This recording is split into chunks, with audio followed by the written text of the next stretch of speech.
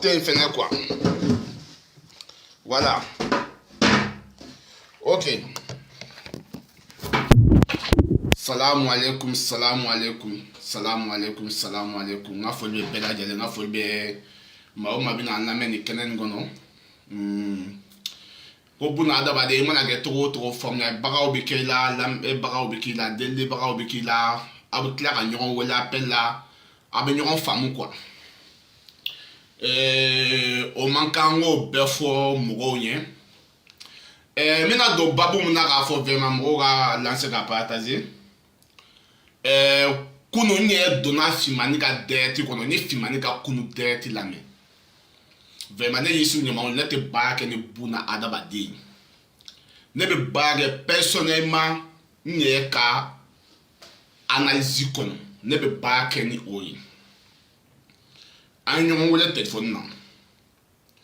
An yon la famu munu ni munu te ko benta oye. Absere bega rakini bi kono ka nyeshi nyoma.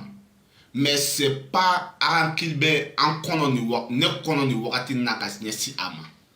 Parce que coup de film na temani nyon changa nyon wole ka nyon famu kuma ka nga bayi. Voilà. Kono ne filmani ka vidéo une série na ta la main. Aye ko konga la main. Nta la main. Filmani ka vidéo kunu ça me plaît un peu. Pourquoi? Parce que parce que le camion mouma c'est mon noube ou ba do au fourre nous kele ou bedo musomani demsenu kan ou bedo muso kan ka se ka ta tiene ke ka tiene wobe même mon finye fimani nye akase ka famu mali kono bi musomani keme fla musomani bakele musomani basaba o jolo ni afakoni ni abakoni ni adogonu ka baloyi adogonu ka fuaso ni fawo ni bawo fuaso ni kewale la na se ga to alama ni ansa yoma kiyama alama bezuze ijogo ni ngani yaka kunu ala ya ke fimani ya adresse chewla mais même faut fimani fenye akadani vidéo ni kantu ni kadani vidéo ni ka parce que en fila nyonga atala ku de nyonga filma ale ma famu muso nunu oni chewbe nyonga soro mais est-ce que dese yebu blalawa ou be koli yebu blalawa ou be fesu jume be musomani nunu blala fimani masego nyini kodon akoko cheo ku chama mamne cheo be tubabulaya. C'est vrai, chama mamne cheo be tubabulaya. Mais akadon est-ce que chemo no be tubabula no kele no waldo mamine a che jol me mu kele no a mamne muso bla condition même à la mata 100 € par mois ou be se ga ji ofu o mamne muso ma o ma ofu muso ma otake. Musomani be i joni aka dépasser avant le tene be bo avanti la kana le soy adobe obe école la ou te feke ou te jaboke ou te foye obe école la fati joni fe bati joni fe correcti joni fe musomani no be sababu jume ke ka seka oga ogoli avancer fu ka chemani do ye ni chemani ala ni vidéo partager qu'elle était bi pas ni qu'elle était mo ta partager quoi mais c'est quelle était quoi? Quelle était? Mais ala ya ke ni fimani ye nyon famu anyon ide o blasia ngo fimani ma ngo fimani ngo ki inyebe cheula ube musomani mamine ube bo musomani nunu nofe ube musomani nufu afunye ku ube musomani ufe me efimani e ka nyini e ka domban ni ya nyini ka do ebe lafia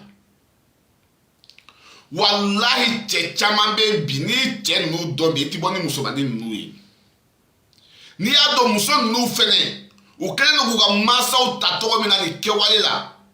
projet côté o c'est ni décès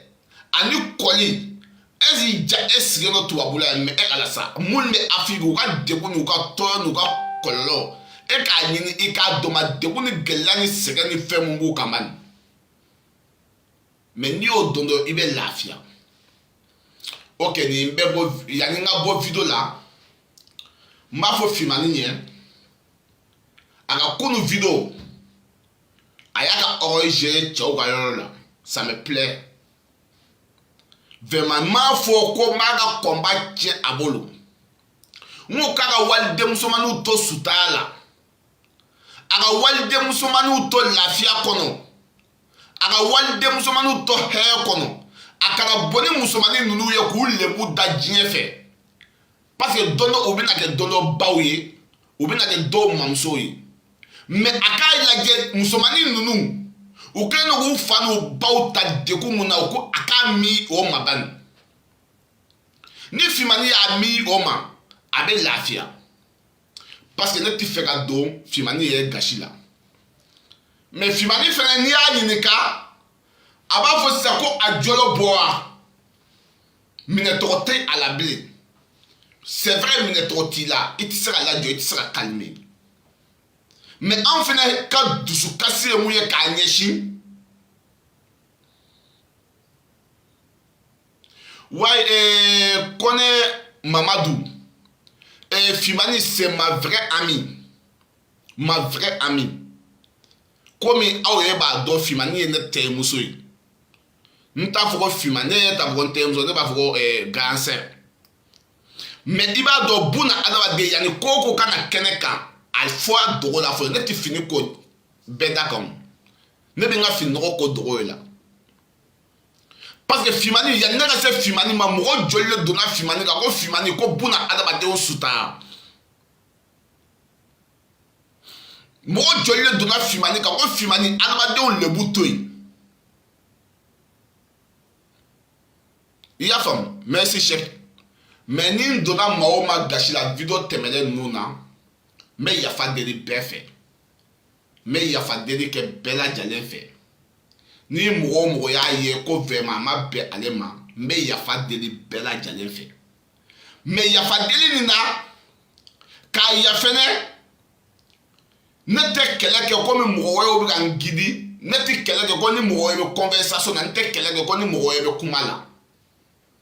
ne bi kele ke apai de dusube kashi fendo la aben to me bo me nga video ke malien mun kele no ga muso sege bi ka muso to bi e ala merci ne ba mam so mum ga kay blanye be ma ga foli be ne ko sebe ya fam ne ko bibina afam ga bi sege to mi na buna adaba don fe muso be bi ko i cɛ ka nasɔngɔ bɔlen a la a ka balo sɔngɔ bɔlen a ko cɛ b'a fɔ ko muso ma ko wa i bɛ 2000 minɛ ou bien 5000 minɛ 5000 minɛ i k'a kɛ i ka kalo dépasse ye parce que i bɛ taa kungo la o cɛ ka dɔgɔ Mali kɔnɔ i mana maliyɛn cɛ 100 o 100 jɔ ko mun b'o di a furumuso ma a tɛ tɛmɛ mɔgɔ 5 kan a to mɔgɔ 95 si tɛ a kɛ a dɔw yɛrɛ bɛ musow tɛ nasɔngɔ sɔrɔ ka cɛw tɛ nasɔngɔ sɔrɔ cɛw bɛ taa baara la o tɛ segin joona muso bi ta mayima ko fɛ misɛnninw kɛ ka mayima ko jago misɛnninw kɛ ka mayima ko fɛnw fɛ ka cɛ ka tobili daga sigi ka fɛn bɛɛ kɛ yanni cɛ ka a ka wari sɔrɔ kɛ a d'a ma yani semaine ka ban mais ni fɛn tɛ muso kun fɛn tɛ cɛw kun jumɛn bɛ kɛ sisan denw b'u bo don wa u bɛ segi daga sigi dɔrɔn ta kan dɔrɔn ka tobi ka sukaro kala dɔrɔn a di denw ma muso caman ye bɛ bi o bɛ ka furu suta bi muso caman bɛ yen furu dalen no olu de ko la bi o cɛ si tɛ bi an ka jate minɛ musomanin e ka t'i cɛlasigi la e y'i fa denmuso den fɔlɔ ye du kɔnɔ e fana dɔgɔmuso bɛ ala ma den cɛmani sɔrɔ ja wolofa la ala ma den cɛmani sɔrɔ ja woloba la musomanin ale b'a débrouiller ni gɛlɛya mun bɛ fa ka du kɔnɔ a bɛ warimisɛnnin mun sɔrɔ a ka pariw la a b'o pari wari cɛ a bɛ t'o di a fakɛ ma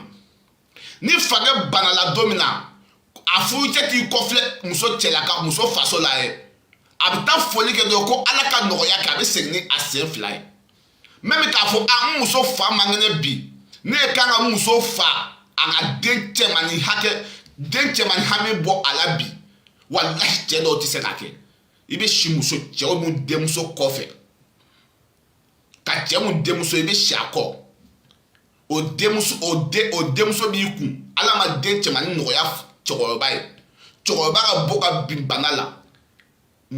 furu cɛ a denmuso furu cɛ bɛ taa dɔrɔn ko ala ka nɔgɔya kɛ a bɛ segin même ka cɛkɔrɔba ta ka taa n'a ye dɔgɔtɔrɔso la a tɛ se denmuso de bɛ wuli a fakɛ kungo la e cɛ masa a ma na a ye nin lajɛ sa denmuso caman bɛ yen bi n'i ko hali ni diplôme b'u bolo n'u t'a baara ɲini bi ni kulusi bɔ ma ɲɛsin u ma u tɛ baara sɔrɔ e ala mais ni e ko wallahi musoman caman kelen don k'a fa ka du sutura bi musoman caman kelen don k'a ba ka du sutura bi mais e ala fimani wallahi a bɛ se ka kɛ ne donni gasi la mais i fɛnɛ donna buna adamaden wɛrɛw gasi la mais comme an ye conversation kɛ téléphone na yafa bɔyɔrɔ kelen parce que a bɛ se ka digi i la mais ko n'a nasiya ne balimamuso n tɛ muso ka ko ye muso man k'i cɛsiri nin ko ninnu na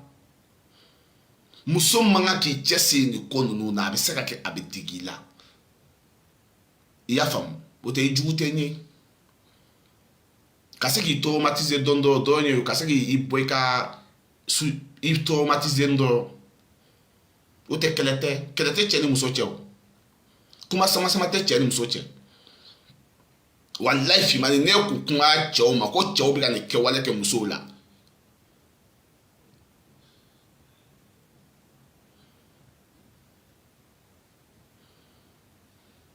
merci Adama Daw mais a bɛ se ka kɛ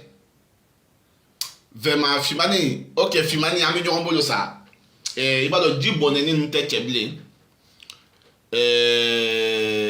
ala k'an to ɲɔgɔn ye komi kumaw siɲɛ na nin ye n ka dernier video ye komi mɔgɔ caman ko n ka sabali n k'a dabila parce que buna adamaden n'i ma mɔgɔw tanu i bɛ ala tanu i y'a faamu n'i ma ala tanu i n'a mɔgɔw tanu fɛnɛ fimani n'i fɛnɛ sera k'a faamu ka se ka dossier ko nin n m'a fɔ k'i ka dossier ko bila yɛ n m'a fɔ k'i ka dossier bila parce que mɔgɔ tɛ se ka mɔgɔ gɛn ka bɔ a ka sujet kan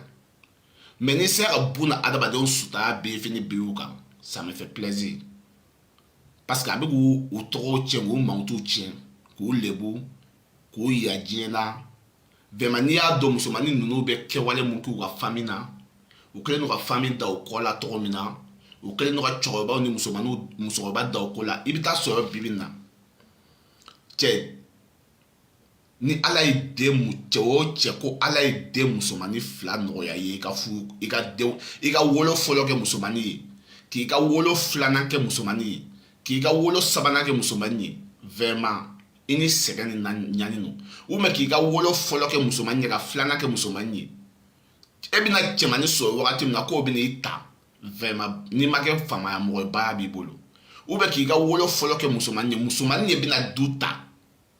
mais musomanin bɛ du ta cogo di musomanin caman bɛ f'u ka passer sira kolon fɛ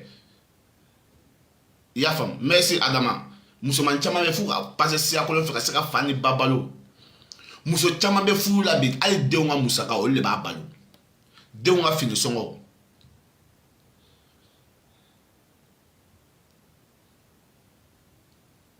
merci Gole ok n ka foli bɛ bɛɛ komi vraiment ne kun tɛmɛtɔ don merci ne ba ou bien ne fa ye mun ka kɛ bila vraiment an ka foli bɛ bɛɛ a bɛ fara an kan an bɛ Fimani faamu k'a yala kɛlɛ tɛ a juguya tɛ n kɔnɔ walayi Fimani juguya tɛ n kɔnɔ walayi mais n b'a ka kunu video apprécie beaucoup parce que a ye cɛw ka hɔrɔn yira u la vie ça va i y'a faamu vraiment ka yira u la Fimani ni ne vraiment combattait foyi tɛ ka se ka adamadenw sutura komi ne yɛrɛ filɛ mɔgɔ caman ye n wele ka n ladi Voilà. Merci Adama. Adama Dao. Voilà. Nala sona vraiment ko nunu bananina. Me foli la se bela jalema be fimani abala famia kele tena na che foi tanche. Ko malga fami mo wa fe ese bio wa shini ni na la isani muno ngasika wuli ka tasisa no. Tu vois? Neti mo kele côté. Fimani juya tembo nte fimani ga combat tien. Mais ni kale do nye blanye do akaseka arananti kaseka aklinan kuata ka do musomani no be vidéo j'aime te wala ne te vidéo ke mo ga vi no fe j'aime ne bo wati ma be ba do ne bo adongo do dugube ye wallahi ne te bo ne ka boli mancha ne ka boli wo boli ne bo ado du ye be bo mi ya nte bo ne ka video ye be ba fo ne tununa be bi ne we isu nyama do ye ba ko tiga pasi ngo ne ka pasi blalente public bile ne bi nga pasi blado ami ya ne bi video public ne ba blado ami mais après mo ba ta do nga ko ni kala ka bla o de ne ba video blado ami parce que na fatala man ati na fa donc ni be ba mo me solga wuli mo na fa bi donc mais c'est ni gele mo nge fancy o be na fa donc o te fe o te na fa donc alhamdulillah ya fam mais vidéo ken vraiment ni ya nya ke vraiment fimani désolé ma sœur voilà désolé débat ça va voilà ça je m'avais dit voilà c'est la fimani la dodo fimani ma kelatina ni fimani te woyote vraiment ni donye kunu ala ka famille ko nyuma dambema ala kan la kana kan suta ala kan kisi ka bɔ futɛnɛ ni balawu ni kojugu tɔɔrɔ ma ala kan sago ka ye nba salamu alaikum n ka foli bɛ bɛɛ ye